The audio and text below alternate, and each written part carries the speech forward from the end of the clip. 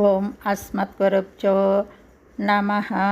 నేటి మంచి మాటలో శ్రీకృష్ణుని లీలలోని ఒక లీల మృద్భక్షణం విశ్వరూప దర్శనం గురించి తెలుసుకుందాం. బాలకృష్ణుడు ఒకనాడు వీధిలో బాలురితో ఆడుకొనుచు మట్టిని తిన్నాడు. అమ్మా, మన కృష్ణుడు మన్ను తింటున్నాడు అని బలరాముడు యశోదకు చెప్పాడు.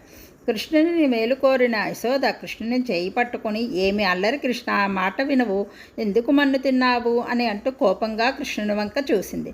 కృష్ణుడు భయంతో వణికిపోతూ, అమ్మా, నీవు కమ్మగా వెన్న పెడుతుంటే మన్నెందుకు తింటాను, వాళ్ళంతా అబద్ధాలు చెప్తున్నారమ్మా అని దబాయిస్తున్న కృష్ణుని చూసి యశోద, ఏది నీ నోరు తెరువు చూస్తాను అని అన్నది.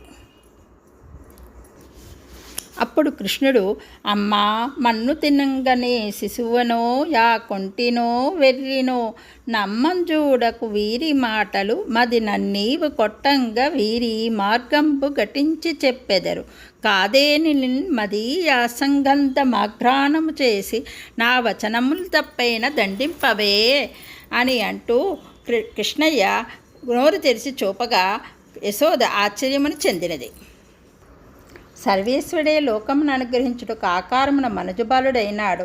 అతని ఐశ్వర్యం అతన్ని వదిలి ఉండదు కనుక నోరు తెరవగానే కృష్ణుని అనుగ్రహంచే తల్లికి విశ్వమంతయు దర్శనమైంది.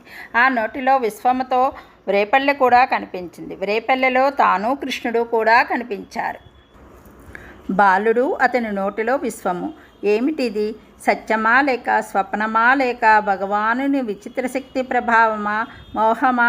ఏమో నాకేమీ తోచుటలేదు. విశ్వమంతయును తన వశమునందు కల సర్వేశ్వరుడే ఇతడు. నేను, నా భర్త, నా కుమారుడు, నా గోవులు అని అతని ఆధీనమునందు ఉన్న మాయచే కలిగినది. ఇది అంతయు అజ్ఞానము. పరమాత్మ అనుగ్రహముచే ఇది తొలగును అని తత్వజ్ఞానం కలిగినదే ఆ బాలుని సకల లోకేశ్వరునిగా గుర్తించింది. అంతే దర్శనం ఆగిపోయినది. సర్వేశ్వరుని మాయ ఆమెను ఆవరించింది. ఆమెలో మరలా పుత్రప్రేమ కలిగినది. దీనిలోని అంతరార్థం ఏమిటంటే, కృష్ణుడు మట్టి తినినాడు, ఏమి ఆపద కలుగునో అని ప్రేమచే భీతి చెందినది యశోద. భగవంతుని క్షేమమునకై ఆరాటం కలగగానే భగవానుడు తనకు ఏమీ భయము లేదని విశ్వరూపమును చూపి ఆమె భయమును తొలగించినాడు. భగవంతుడు మనల్ని రక్షించువాడు అన్న భావన కలవారికి భగవాని దర్శనము సులభముగా లభించదు. ప్రేమచే భగవానుని తాము రక్షించవలను అని ప్రయత్నించు వారులకు భగవానుడు తానే తన దర్శనమును కలుగుచేయను. యశోద పుత్రప్రేమకు పరమాత్మ యశోదకు తన విశ్వరూపమును దర్శింపచేసినాడు. రేపు శ్రీకృష్ణుని ఉలూకల బంధనం అనే లీల గురించి తెలుసుకుందాం. జై గోవింద.